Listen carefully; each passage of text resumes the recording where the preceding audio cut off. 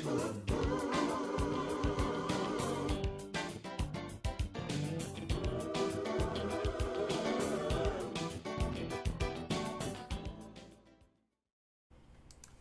everybody, and welcome to Web3 Wednesday. I'm Shelly Palmer. I am here in New York City. So excited to be with you. It's been a wonderful couple of weeks off. I took some PTO, a little mental health break, which I definitely needed. And I'm very happy all of you are here. As you know, chat is where it's at. So we're on YouTube Live, and I see all of you here. Please say who you are, say where you are, say what you do. And of course, you guys can all chat with each other and hang out. Hello, Frank Quinn from New York City. Glad you're here. And Mary McCabe, glad to have you here too. Look, we are just in the middle of the craziest time in crypto. As everybody knows, the merge has started. For those of you who don't know, even though I think everybody does know, Ethereum is going to move over the next 10 days. Actually, yes, 10 days from proof of work to proof of stake. And some of the early tests kicked off yesterday. Actually, they're no longer tests. They're actually now just the final checks before the merge happens, supposedly sometime on September 15th. They've got that calculated out pretty close. So welcome everyone, Dave Matthews and Michael Port and Laura Caracoli and Ron Kent. I'm so happy you guys are here. Welcome. As we have talked about 1 million times, and as I hope you guys all know, we are on Discord. This conversation continues on Discord, discord.gg/Shelly Palmer. I know a lot of you think it's really hard to do Discord. It's not really hard to do Discord. Discord is an amazing place to hang out. The questions that we tackle every day are talked about there. So please, if you are interested in continuing this conversation with some of the great people you meet here and on Web3 Wednesday live stream, they're all, for the most part, on Discord, and you can be there too, and I hope you'll join us. The big story in the news, Russian stablecoins. What could go right? I'm sure many of you read about this morning. I want to talk about this for a minute and like to get your reaction as well, because it's not only what I think, but of course hear what you think. So let's just dive right into that. Russian stablecoins, what could go right? There's a longer essay this morning at shellypalmer.com. You just click the blog tab and you'll get to it. So what's going on is that, as you know, since Russia invaded the Ukraine, there have been sanctions by the US and also the European Union against Russia. So they are having all kinds of trouble using dollars and euros because they can't get to them. They're sanctioned from using them. This puts an awful lot of pressure on both the importers and exporters in Russia. There's no reserve currency that they can use. Why do you use a reserve currency? They're stable. For all intents and purposes, a US dollar, it fluctuates up and down a little bit, but it doesn't lose 20% or 30% of its value ever on any given day. Same thing with the euro. They're always within a few cents of one another, and you can pretty much count on it. So if you buy something with a letter of credit, which is how you would import or export, you would send someone a letter of credit, you'd put the money in an escrow or with a financial institution or a merchant bank. They would hold that. As soon as the terms and conditions of the contract or the letter of credit were met, they'd release your funds. So that's how, that's a trustless society that works in the trustless world that we live in now, in the non-crypto world. Well, if you can't use dollars and you can't use euros, then you're kind of at the mercy of your national currency. With Russia invading Ukraine and maybe, an event like the reactors in Ukraine that are under siege right now. So if something were to happen to the reactor, the ruble could dramatically change in value. If their inflation rate goes through the roof because of something that happens with the Ukrainian invasion, the ruble's not the most stable of currencies. So if you're an exporter or an importer and you've got a letter of credit out, do you really want to put rubles in an escrow and wait for them? Are they going to be worth anywhere near what you think they're worth today? These are the kinds of questions that importers and exporters ask one another, and it's sort of how international trade gets done every single day. Well, with Russia unable to access the international reserve currencies, which would be the euro or the dollar, they are really, really hurting. The macroeconomic issues are pretty dramatic. Everything is pretty dramatic. So their finance minister, deputy finance minister, I'm not going to pronounce this gentleman's name correctly, Alexei Moiseyev, I believe that's how it's pronounced. And I'm going to quote, so stablecoins can be pegged to some generally recognized instrument, for example, gold, the value of which is clear and observable by all participants. That's the definition of a stablecoin. He has that 100% right. Stablecoins are backed by something that everyone agrees has value. That's the whole point of a stablecoin. He goes on to say, and this is the one that sort of woke me up this morning. He writes, we are currently working with a number of countries to create bilateral platforms in order not to use dollars and euros. Because they can't. What could go wrong? What could go right? These are big questions. This is a real use case for a stable coin. And wildly, when you think about it, and Russia's been talking about this for a long time, but they have an actual need now, like a need they haven't had in the past, because these sanctions are crippling, as they should be. And I'm not suggesting that Russia is a good or a bad actor, and I'm not suggesting this is a good or a bad thing. I'm simply reporting the news. And in this case, a little analysis would do us all good. The concept of a stablecoin backed by gold, pegged to gold, that stablecoin would be stable. Period. Now, if Russia does it and they sanction it, like the U.S. Treasury Department has sanctioned the big exchanges from dealing or assisting with Russian crypto trading, and that's been since I think April, then the whole idea of decentralization is nonsense because it's not decentralized. But what if somebody does something good with gold and a stablecoin and Russia decides, you know what? Shelly coin, a gold-backed stablecoin, is a perfect exchange currency for us. After all, it's backed by ounces of gold, and it's real, and it's trading openly in decentralized exchanges everywhere around the world. Then what? Do I have $1 billion, $2 billion, $3 billion, $10 billion of gold to put behind a stablecoin? I don't. But if I did, today would be a great day to do it because there's a big customer out there. Not that I want to do business with Russia. Not that I'm saying they're good guys. But somebody's going to do this. Russia's going to try to do it themselves. And then we're going to have a fight between what is centralization and what is decentralization. Some people call this censorship. Other people, there's a lot of names for it. When Binance or FTX or Coinbase are served with subpoenas from courts of competent jurisdiction, they can make choices about whether to turn over documents or not. Sometimes they have the information, sometimes they don't. They make choices about what coins to list. They're centralized exchanges. Will there just be a renewed interest in fully decentralized exchanges that really don't have governance the way that the centralized exchanges do? This could be a monstrously pivotal moment. And it may be nothing or it may be something. I don't know which. Love to get your opinion. You can always, of course, email me at Shelly@ShellyPalmer.com. But what I really, really, really want you to do, so I want you to get on Discord or hit me up on Twitter. That would be super cool. I'd like that a lot. Now, as we do every week, and as we've been doing every week, here you have this week's POAP. This is a proof of attendance protocol token. It just says you've been here. You simply go to ShellyPalmer.com/POAP and you put in your email address and fill in the form, and we will send you a link to your POAP. Collect 5 of them, and you're going to get to come to some cool Shelly Palmer stuff. CES is around the corner. That's in Las Vegas. If you'll be attending, there'll be a special POAP holders salon that we're going to do at CES. The Possible Conference is coming up in April at the Fontainebleau in Miami. We will be there, and we're going to have a breakfast there for POAP holders. We have a bunch of stuff going on in various cities around the globe. I'll be doing cocktails for POAP holders in Frankfurt, Germany on the 29th of September.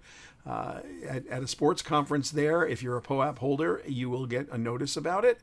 That's why we have the email addresses. That's why we're asking for your email addresses and the form filled out when we're keeping score. So if you've got enough POAPs, you will definitely be brought into that mix. So, and if not, it'll just tell you that, you were here at Web3 Wednesday live stream, and this was a date that you had attended. So at the very least, it is a no cost NFT, looks just like an NFT, works like an NFT. Just something that you can do. It's super fun. Let's see. Do we have some questions? Anybody who's got some questions, please do ask them. Oh, you're getting ahead of me, Dasha N. Should I answer this question now? This is. I did plan to do this today. I'm not gonna jump ahead right now. Let's get some other questions if we can, and one thing I do want to talk about before we get there is Moore's Law 2022. And then I'll get to Dasha's question. So there was an article last week where there was a little bit of an arms race between our friends at Intel and our friends at AMD. And our friends at Intel, the latest, greatest is the i9 1200K. It's a processor, the i9 core. You may care about it. You may not care about it. You may not even think about it. Who cares about another Intel processor for a Windows computer? I mean, it doesn't matter. Apple doesn't use Intel processors anymore. They have their own chips that they make. Why would you care? And yet AMD came out last week with the Ryzen 7000 series, and they boasted boldly that the Ryzen 5 7600 chip, the 7600X, pardon me, big distinction, is 11% faster than Intel's i9 12900K. Engineering gobbledygook. One's faster than the other. People have been playing how fast is your chip for a long time. I got to tell you, this is important. And you should pay attention to it, and you should be applauding it. The arms race for chips is interesting because Moore's Law, in its classic sense, doesn't apply anymore. I think it was 66, Gordon Moore, who was then the co-founder of Intel, actually was always the co-founder of Intel. He wrote a white paper. The white paper espoused, or has come to be been known, the thesis of the white paper is known now as Moore's Law. And that is that the density of transistors on silicon doubles every 18 to 24 months. So that's been roughly true for years and years and years and years. And the other part of that law is that the processors cost half as much. So you had this exponential increase in capacity and this halving of the cost. It really made every computational dollar much more efficient as time went on. But this has slowed over the last few years, and now it's slowed to a crawl. And we don't see the kind of increases in good old-fashioned chips that we used to.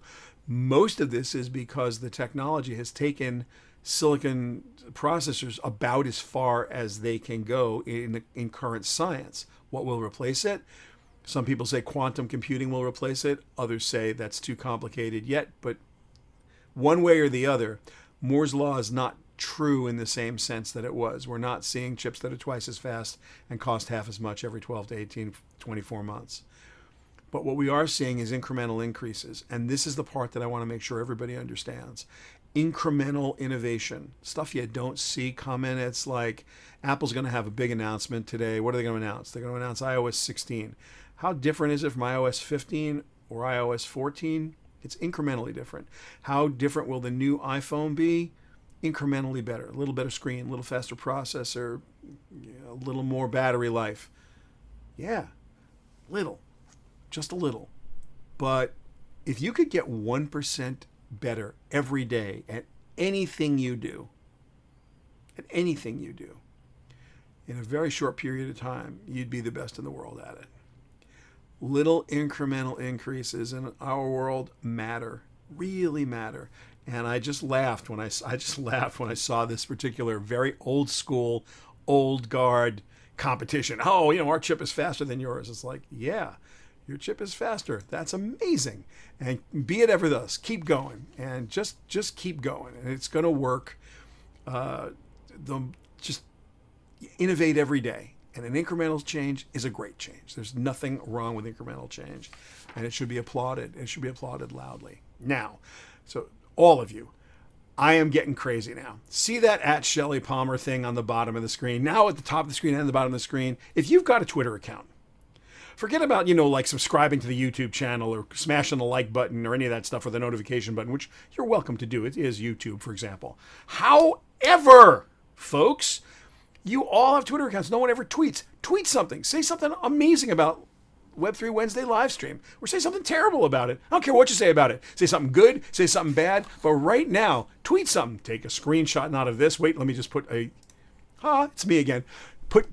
Take a screenshot, shoot it with your camera, do something. Let's make some noise. We all sit here all the time and we never make any noise. Noise, please.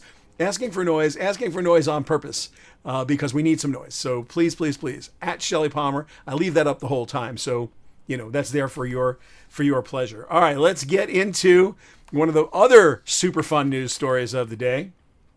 This happened about a week ago. Ticketmaster has selected Flow as their blockchain for their NFTs. Anybody know who built the Flow blockchain? Anybody? You can put that in chat. That'd be great. Yeah, it's Dapper. Dapper Labs, the nice people who brought you NBA Top Shot. This is their blockchain, and Ticketmaster has, quote, selected them. I got to tell you, of all the things I have seen, and I have seen a lot, this is roughly the least impressive, almost embarrassing. I'm not quite sure if they just jumped on this, but don't take my word for it. Go read the releases, go look at what's happening, go see how they're actually implementing it, and you will realize very quickly this is nothing more than some way to make some PR noise. It's really kind of sad. And while I would always applaud somebody trying something new, this makes no sense to me in any way. If you're going to do ticketing with NFTs, that's fine. That's a great idea. Or is it? Why is a blockchain a better solution than a well-structured database with a secure password? If you're thinking, well, okay, secondary trustless markets, sure, secondary trustless market would be great. What does a secondary trustless market look like? Well, I have a ticket, an NFT that is authenticated and it's mine, and I want to go sell it, and the rights holder or the promoter or the actor, the artist, or some stakeholder gets a royalty when that ticket gets scalped. That's the theory. Okay, I like that. Will it work? Sure. Is that what this is? No. Also, what am I collecting? What am I actually collecting? They don't have rights to any content. So is now Ticketmaster going to go to the various leagues, various venues, various artists and say, give us some digital content for our commemorative ticket? I've got some tickets on the wall here from the 1986 World Series and the playoff games that led up to them. And they're framed really nicely. And they're very exciting to me because I was there, and it was a wonderful experience for me. And my team won. The New York Mets won the World Series in 86, and I was pretty happy about it. So I framed my tickets. But what content would be on those NFTs, and where would they get them? And why would any league, baseball or otherwise, do any of that? And what's your motivation? Is there a secondary market? Hey, this is my ticket from last Saturday's game. Anybody want to buy it on an open market? Really? No. So this is like the form without the function, which is really weird. Like, okay, we're going to do NFTs. An NFT is a receipt. It's a receipt for a thing. So yeah, that's kind of weird. I was really sad to see that so bungled, if you will. Hello, Tom Herman. What's your question here? They're going to make Pro apps. Yeah, that's exactly right. But with what content on it? They're going to have to make their own content, because I think they're going to have a lot of trouble getting league content. Another story that I saw that made me question life in the universe was trading volume on OpenSea is down 99% from its high roughly 6 months ago. And that's a pretty stunning statistic, as statistics go. That is a pretty stunning statistic. When you think about what people are supposed to be doing with NFTs and how, the idea that you've got trading volume 99% off its high. I know we're in the crypto winter, So what does this tell you? The number one marketplace for NFTs is sitting there at 1% of its previous volume. There's a lot of pressure for them to keep the lights on because that's going to be hard for them. But B, and probably more importantly, is what it says about the way that NFTs were used and abused. For all of you, you have to know that NFTs are smart contracts, and smart contracts have a value, a giant value. They will execute automatically using any kind of cryptocurrency. So you have programmable currency, not technically, but not a good way to describe it technically, but a very good way to frame it intellectually. Programmable currency and programmable contracts. When you put those two things together, there are worlds of value that can be created that don't exist now. One of the worlds of value that couldn't necessarily be created was somebody going to an NFT generator, generating 10,000 random generative NFTs and saying to everybody, these are worth $1 billion. Like, that wasn't ever going to be a thing. Just wasn't. So about 3 months ago, when the crypto winter kind of really started in earnest, a lot of people stopped calling up with, my brother-in-law has the greatest collection of undersea photos in the world and wants to do NFTs with them. It's like, how many people are in your brother-in-law's community? And the answer is, well, what do you mean? It was, how many Twitter followers? 10. How many Discord people? How many people on the Discord server? None. It's like, so they have no community to leverage. So that's not really going to happen. It's just not going to happen. So, yeah, I just feel like the OpenSea will come back, pivoted, and we're going to have to see how the world sort of evolves in and of and around what that is. While we're waiting for everybody to tweet something, hopefully you guys can join us on Techstream with Seth Everett and Shelly Palmer, or as I like to say, Techstream with Shelly Palmer and Seth Everett. This is a weekly show. We did take Labor Day week off. We'll be dropping a new one next Tuesday and every Tuesday after that. And there's about 75 tech streams you can listen to. We talk about pop culture and tech and the things that I like and Seth likes. He's really fun to talk to, and we always have a blast. So I hope you'll join us. You can find it wherever popular podcasts are sold. That's sort of what you can do. All right, moving on. And if you have any questions, please throw them into chat, and we'll put them on the screen. And I see a lot of questions going around, but just ask me one. Just ask me one rather, and I'm totally happy to answer. I will get to you in a minute. I have not forgotten about you, Dasha, and I haven't. I promise we're going to talk about AI and robots in just a minute. We are. The merge, as I said, is happening on the 15th, more or less, almost definitely sometime on September 15th. Ethereum is going to move from proof of work to proof of stake. If you are thinking about staking ETH, you will stake 32 ETH. The question becomes, will you stake solo? Will you take 32 of your own ETH and put them somewhere? Or will you get into a pool, a staking pool? I explore this in an article called Staking ETH After the Merge, Pool or Solo at shellypalmer.com. It is an article, if you're thinking about staking, you should read. If you're not, clearly, don't bother.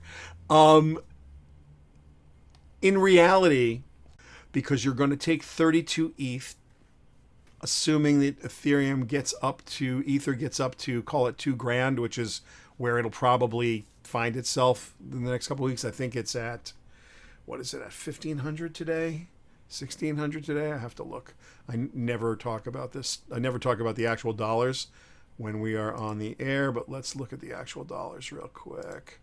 What are we today? ETH is at 1557.93. So let's call it $2,000. Say you're going to lock up $64,000 of value at some interest rate yet to be determined, not guaranteed. That is that's a big deal. Is it going to pay? Is that a good place to do it? I don't know the answer. So you should definitely think that through. And if you're thinking about it, look at staking ETH after the merge. Let's see. We do have some questions here. Oh, Tori. Yeah, this is a great question. I think it's probably worth exploring, which is, what... Oh, really? Let's see if we get this here. Oh, I apologize. It should be this. There you go. Thoughts about the merge. My thoughts about the merge are that it's a great idea. Environmentally, I think, as we've discussed on this show many times, I'm not sure that the environmental impact of Ethereum was as great as people suspected it to be. It was a big talking point, very, very big talking point. But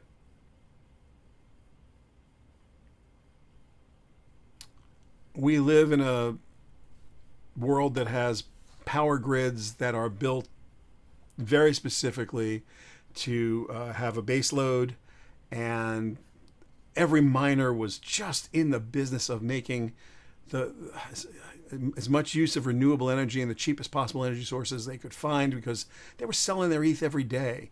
You're going to run a giant mining rig. You were mostly selling your ETH. Most of these guys couldn't hold and couldn't afford to hold, or hodl. So they were selling ETH every day, and it's a business. They were trying to sell their ETH. So I'm not sure it was as big of an environmental issue as people say it was, but it was big, and from a PR perspective, and that that makes it real. Someone just wrote, I don't. Sounds like financial advice. I might as well say flat out here, folks, no, we don't offer any financial advice. Crypto is inherently risky. And if you are considering any kind of investment in cryptocurrency or NFTs, you should consult a licensed financial professional. I always put that in the disclaimer, but I usually say it. Today, if I'm talking to you about staking, I would tell you that one needs to read a little bit and understand what staking is going to actually mean in practice, as opposed to in theory, because this is a real change in the way that people are going to extract value from the blockchain process of Ethereum, the Ethereum mainnet. So there is a big question here. Speaking of that, here's non-financial advice that I'm very proud of. You guys want to learn all the terms we're talking about. You want to learn everything we're talking about. Hit medacademy.com. It's free, risk-free. There's no crypto to be done there, but it's all done with test currency. So you should be in great shape if you do it. The big question today. This is what this was the question that was up that I said earlier I was gonna cover, because this is something I've been thinking about a lot. Is this week's biggest question, which is, for all intents and purposes, are robots going to take our jobs, which keeps coming up. And while the answer to that is a resounding no, they will take some jobs. And the big article this week, it was my Sunday blog, and you could find it at shellypalmer.com. There was a art competition in Colorado. And I'm sure you've heard already, because it made the mainstream media.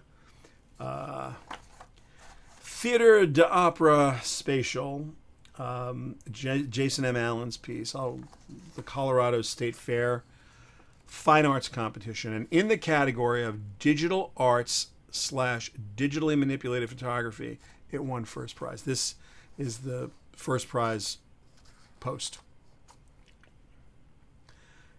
It's actually a wonderful picture. If you look at it closely, you can find a high-resolution version of it online. So there, I think we have too many protestations. This is a category, and I'm going to read it again. The category is digital arts / digitally manipulated photography. So the question that the artists who are furious that an AI-generated piece of art won, the question that the artists are asking is when is there too much computer involvement? I can't even understand the question they're asking. If you're working in a digital medium and you're already digitally manipulating, then what they're concerned about is the input device? So you're telling me that if I use a mouse, I should be in a different competition than if I use a stylus? And if I use a stylus, I should be in a different competition than if I use words to describe what I want? And you're going to say, well, the program in the case of a stylus and the program in the case of a mouse doesn't do the work for you. And I'm going to push back and say, if you hold down your stylus as you're drawing a circle inside of Procreate on an iPad, the circle is now perfect. It's a perfect circle as opposed to the circle you drew. The computer assists you in making a perfect circle. Did you draw that circle or did the computer? Is that digitally manipulated? It's digitally created. Is that any different than you saying, I need a circle with a radius of 150 pixels? How are these things different? We are in a very funny place right now. Where is the line between human beings and machines and human-machine partnerships and human assist? It's a really interesting question. And I don't have a great answer for it. I do believe that if you want personally to go super, super deep into this subject, go get a DALL-E 2 invitation and go play. They give you a bunch of credits and you can start to play. And what I think is going to happen, what I know is going to happen, is there's a new level of communicative skill that is going to be required now. And that is how well you speak to the AI, whether you're typing or speaking, doesn't matter. How well you can describe what you're looking for. This may actually require more art education and more art history. And by the way, this will work with music. It will work with prose. If you don't know the style of William Shakespeare, it's hard for you to ask for prose to be written that way. If you don't know why John Coltrane's jazz sounds the way it does, and you don't understand his influence on chromatic harmony, then it's going to be very hard for you to say, I want to have XYZ, so I want a happy birthday with a jazz, with a chromatic jazz sax solo on top of it, because you won't actually know what that is. So learning to describe is going to be as important. And by the way, I used to teach all of my executives, and I have on more than one occasion back, call it 15 years ago, admonished executives and the time wasted in not learning how to search Google with Google. If you didn't know that you can use Boolean logic in Google, then you're wasting your time. If you don't understand how to use a minus sign in a Google search and what it will do for you, then I will search Google 20, 30, 40, 50, 60, 70% faster than you. So my productivity is significantly higher. So you've got people saying that they, in the old days, well, I know how to use Google. You type what you want into Google. It's like, yeah, you can do that if you want to goof around for 20 minutes looking for something. But if you actually know how to write a search, like really write a search in Google, you will find exactly what you need in a fraction of a second. And this is going to make you a lot more productive. So how would you become more productive as an artist, more productive as a composer, more productive as a producer, being able to properly describe? This actually requires a significantly greater education in whatever art you're in. Because if you can't describe it, then you're not going to be able to have the computer create it. It's not just going to think stuff up on its own. That's not what computers do. They don't think for themselves. They learn and they execute, but they don't think for themselves. So it's kind of a really interesting, it's just a really interesting time. Let's see, we're looking here. Back at university, I found that HP programmable calculator made noise on the, yeah. So there are plenty of programs. First of all, let me take a giant step back. Music is highly algorithmic. Like if you told me, right, I'm a composer by trade, so it's easier for me to talk about music than it is for fine art, because while I am a fan of fine art, and my wife was an art history major and a designer and is a graphic designer, so I spend a lot of time looking at art.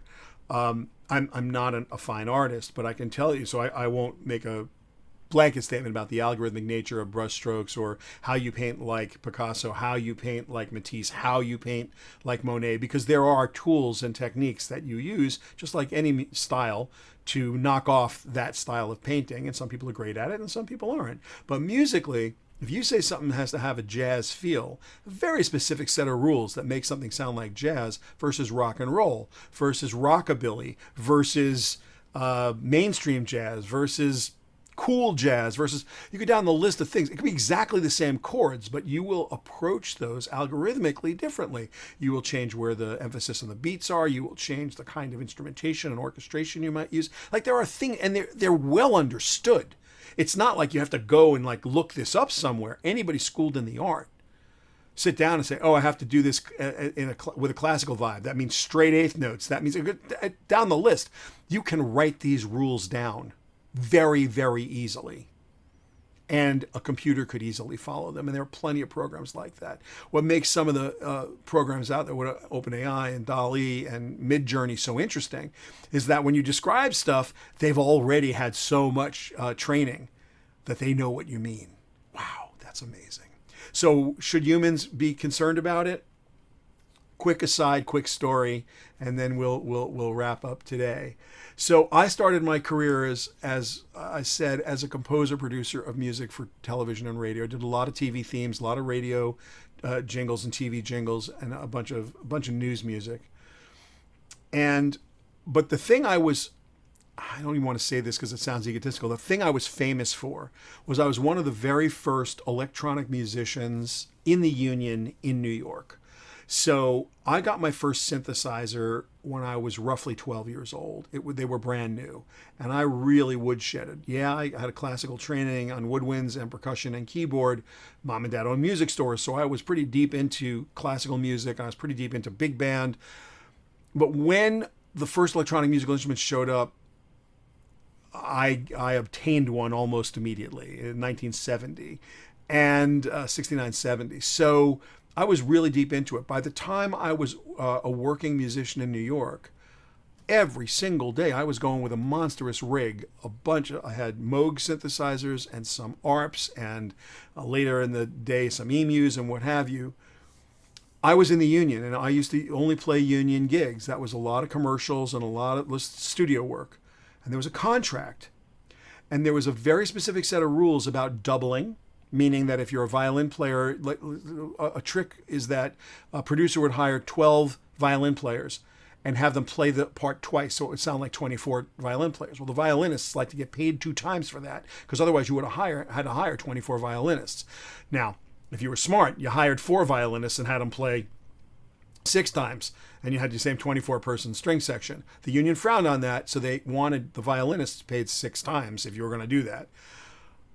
The union had a hearing about me because I was being brought in to play synthesizer, and I would play 4 or 5 parts, and I would double up string parts, and people would insist I get paid for 12 musicians that I was replacing. And most producers wanted to pay me double scale plus the cartage to bring my gear in, because I had to bring my gear to the studio and a roadie had to set it up. So we charged a setup fee and we charged what's called a cartage fee, but we only charged double scale for me. And the union said, no, every single time you play a line on that keyboard, no matter what it is, if it goes on a track of tape, you're going to get paid scale. So that the producer has to pay health and welfare and pension and welfare. So the health fund got their money and the pension fund got their money off of that union contract. You can imagine that this did not bode well with the producers, who are thinking, wow, synthesizer is such an easy way to, because there's going to be copy and people are going to read copy and there's going to be sound effects, and like it's going to be on a TV speaker that's this big. Of course we can use synthesized strings. Of course we can use synthesized brass, and we'll save a ton of money. And the union was like, no, you won't. Well, you know how that turned out. Now, there aren't even, like, everybody just takes a digital audio workstation and makes whatever they want to make. It is rare you're going to hire a 50-piece orchestra to do anything unless someone's really paying you to do a film score or a video game score. That's just not the way things go anymore. You just do it all by machines because you can. That was a transition in the 70s to the 80s. This is the transition now. It's the same thing. It's just a few years later. And you got the old guard all bugged because they're not going to get what they want out of life, and they're going to be displaced or replaced. My argument is that they don't need to be either. They simply need to become better human-machine partners and better describers of what they need. And under that scenario, they will prosper and become more productive. Because most of the people who are sad about this are so gifted and so talented, if they would just open their minds. You might not call it painting if you're telling a computer what to paint. What if you couldn't use your arms? What if you couldn't use your hands? It would be a gift from the universe. So I think there are many ways to look at this. The way that a lot of people are looking at it, I think, is a very negative way, and it's also on the wrong side of history. This is the progress that we are going to keep making.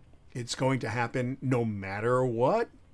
And I see a lot of union conversation going on in the So I'm a card-carrying member now of 2, but for most of my life, 3 unions. I'm in SAG-AFTRA, but SAG and AFTRA used to be 2 different unions, and I'm in the AFM still to this day, the American Federation of Musicians. And the union does certain things for you, and it does certain things to you. We can certainly argue that it is not great as a producer. I'm not a big fan of the union. As a player, I think they've done an amazing job trying to keep live music alive, keep Broadway vibrant and amazing, keep the symphony orchestras going. Like there's a whole bunch of things that unions do that are good, and there are some things that aren't so great, like that feather bedding that I was talking about when I was just getting into electronic music and the world was transitioning. And to this day, certain houses on Broadway, they have to have 12 musicians. So even if the play that's in there only calls for 6 musicians, they're going to end up paying for 12. Is that fair? Probably not. But that trade-off is a good one, and the producers don't usually complain that much about it. Why?